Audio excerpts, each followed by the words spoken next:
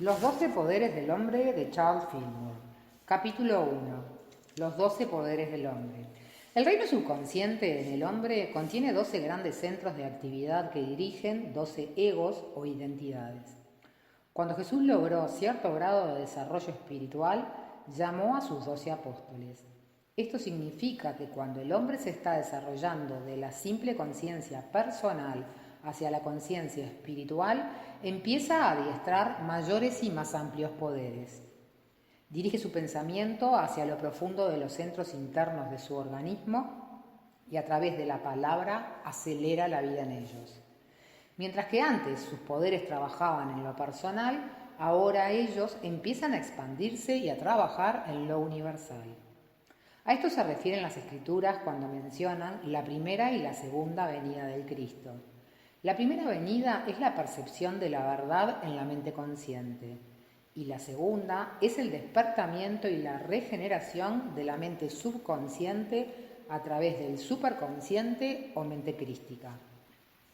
El hombre se expande y crece bajo evolución divina igual que una planta industrial. Según el negocio se expande, se observa la necesidad de desarrollar un sistema. En vez de un hombre trabajar con la ayuda de unos pocos auxiliares, necesita muchos ayudantes. En lugar de unos pocos, él necesita cientos. Y a fin de promover la eficiencia, debe, además, contar con directores para los diversos departamentos de trabajo. En la simbología de las escrituras, los jefes de departamentos en la conciencia del hombre se llaman los 12 apóstoles. Cada uno de estos 12 directores de departamentos controla una función específica en el alma o en el cuerpo. Cada uno de ellos trabaja a través de un conglomerado de células que la fisiología llama centro ganglionar. Jesús, el yo soy o entidad central, tiene su trono en la coronilla de la cabeza, donde la frenología localiza la espiritualidad. Esta es la montaña donde él tan a menudo se retiraba a orar. El bosquejo siguiente ofrece una lista de los 12, las facultades que ellos representan y los centros nerviosos desde los cuales ellos dirigen.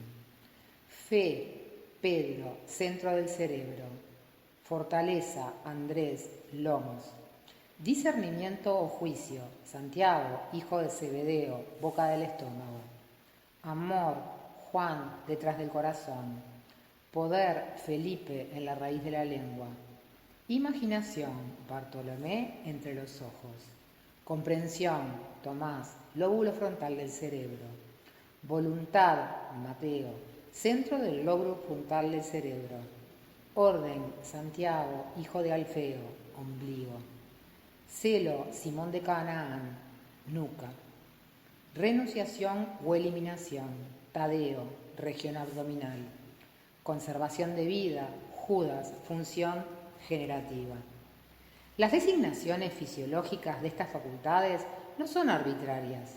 Los nombres pueden ampliarse o cambiarse para adaptarlos a una comprensión más amplia de su naturaleza total. Por ejemplo, Felipe, en la raíz de la lengua, gobierna el sentido del gusto. Él también controla la acción de la laringe, igual que las vibraciones de poder a través del organismo. Por lo tanto, el término poder expresa solo una pequeña parte de su capacidad oficial. El primer apóstol a quien Jesús llamó fue Pedro. Este representa la fe en las cosas espirituales, la fe en Dios. Empezamos nuestra experiencia religiosa, nuestra unificación con la mente divina, sosteniendo nuestra fe en esa mente como espíritu omnipresente, todo sabedor, todo amoroso, todopoderoso. La fe en el hombre espiritual acelera la comprensión espiritual. Pedro creyó que Jesús era el Mesías. Su fe avivó su discernimiento espiritual y vio el Cristo viviente detrás de la máscara personal que Jesús usaba. Cuando él preguntó a los apóstoles, ¿quién dicen los hombres que es el Hijo del Hombre? Ellos contestaron mirando a la personalidad como lo real, diciendo, algunos dicen que Juan el Bautista, algunos Elías y otros Jeremías o uno de los profetas. Entonces Jesús apeló a la comprensión espiritual interna en ellos y dijo: ¿pero quiénes decís vosotros que yo soy? Solamente Simón Pedro contestó: tú eres el Cristo, el Hijo del Dios viviente. Y Jesús contestó: tú eres Pedro, y sobre esta roca edificaré mi iglesia, y las puertas del Hades, la tumba, no prevalecerán contra ella, y a ti te daré las llaves del reino del cielo. El discernimiento espiritual sobre la realidad del origen del hombre y del ser es la única base perdurable del carácter. Fue a esta fe en la comprensión del ser real del hombre que Jesús le otorgó poder en la tierra y en el cielo. No fue a lo personal en Pedro, a quien Jesús le dio las llaves de su reino, sino a todos aquellos que a través de la fe aplican el poder del Espíritu en la tierra, conciencia o substancia, para atar, afirmar y desatar, negar. Aquí y ahora ha de realizarse el gran trabajo del desarrollo de la naturaleza espiritual del hombre, y todo aquel que descuida las oportunidades presentes por mirar hacia un cielo futuro donde esperan lograr mejores condiciones, está apartándose definitivamente del reino de los cielos dentro de sí mismo. Personas que viven totalmente en el intelecto niegan que el hombre pueda conocer nada acerca de Dios, porque ellos no han acelerado su fe. La manera de traer a expresión la presencia de Dios, de hacernos a nosotros mismos conscientes de Dios, es afirmando: yo tengo fe en Dios, yo tengo fe en el Espíritu, yo tengo fe en las cosas invisibles. Tales afirmaciones de fe, tales alabanzas al Dios invisible, al Dios desconocido, harán a un Dios visible a la mente y fortalecerán la facultad de la fe. De este modo, Pedro se despierta a la acción y se instruye espiritualmente. Cuando un centro pierde su poder, debemos bautizarlo a través de la palabra del Espíritu. Se nos dice en las Escrituras que Felipe viajó a Gaza, que está en un desierto, y allí bautizó a un eunuco. Gaza significa ciudadela de fortaleza. Se refiere este pasaje al centro nervioso localizado en los lomos, donde Andrés, fortaleza, reina. He aquí su fortaleza está en sus lomos. La Gaza es el trono físico de la fortaleza, al igual que Jerusalén es el trono del amor. La espalda se debilita bajo la carga de pensamientos materiales. Si sufres de dolores de espalda, si te sientes agotado fácilmente, debes saber enseguida que necesitas tratamiento para liberarte de preocupaciones materiales. Elimina de tu mente todo pensamiento sobre las cargas de este mundo, las responsabilidades de tu vida y todas las aparentes obligaciones o tareas. Lleva todas tus cargas al Cristo. Venid a mí, todos los que estáis trabajando y cargados, yo os haré descansar. Somos apremiados por ideas de materialidad. Los pensamientos hacen cosas y las ideas materiales que nos presionan son tan reales en el reino de la mente como las cosas que existen en el reino de la materia. Todo tiene su origen en el pensamiento, y los pensamientos materiales producirán cosas materiales. Por lo tanto, con tu palabra espiritual debes bautizar y limpiar cada centro de poder en tu cuerpo, tal y como Felipe bautizó al eunuco de Gaza. El bautismo es limpieza. Siempre representa el poder de la mente para borrar o sanar. Cuando el poder purificador de la palabra se vierte sobre un centro, todo pensamiento material se limpia, la incapacidad se transforma en vida nueva y la mente subconsciente despierta y se acelera. La palabra de Dios se ha sembrado en el cuerpo, y una vez la palabra se dispersa como semilla en cualquiera de estos centros, cuyas células son a manera de discos fonográficos en blanco, ellos reciben el pensamiento que se les envía y lo transmiten a través de todo el organismo. El bautismo de fortaleza va a las partes más remotas del cuerpo y cada uno de los 12 poderes bajo la ley divina siente la nueva fortaleza. Santiago, el hijo de Zebedeo, representa el discernimiento y buen juicio al trabajar con las cosas verdaderas. Santiago es la facultad en el hombre que selecciona y decide con sabiduría. Puede ser en materia de alimentación, en asuntos de juicio, en lo que se relaciona con fuerzas externas, o puede tratarse de la selección de una esposa o esposo, de miles de maneras diferentes. Esta facultad se desarrolla en el hombre. El aspecto espiritual de la facultad de Santiago es la intuición, el saber instantáneo. Santiago y Juan son hermanos y Jesús los llamó los hijos del trueno. Estos hermanos presiden sobre el cerebro del cuerpo, llamado el plexo solar o el centro solar. Santiago tiene su trono en la boca del estómago y Juan justamente detrás del corazón. Ellos están unidos por manojos de nervios y metafísicamente están íntimamente relacionados. Todo lo que afecta al estómago afectará por simpatía al corazón. Las personas de estómago débil casi siempre piensan que tienen problemas cardíacos. Jesús llamó a estos dos apóstoles hijos del trueno. Vibraciones o emociones extraordinarias se generan en el plexo solar. Cuando tus emociones te excitan, observarás que empiezas a respirar con mayor profundidad, fuerza. Y si eres compasivo, puedes sentir las vibraciones que salen de ti hacia la persona o cosa a quienes estás dirigiendo tus pensamientos. Todo el fervor, toda la energía elevada que surge del alma pasa por estos centros. Bartolomé representa la imaginación. La imaginación tiene su centro de acción exactamente entre los ojos. Este es el punto de expresión de un conjunto de tejidos que se extiende hacia atrás penetrando en el cerebro, donde se conecta con un centro productor de imágenes cerca de la raíz del nervio óptico. Por medio de esta facultad, tú puedes proyectar una imagen de las cosas externas o de las ideas internas.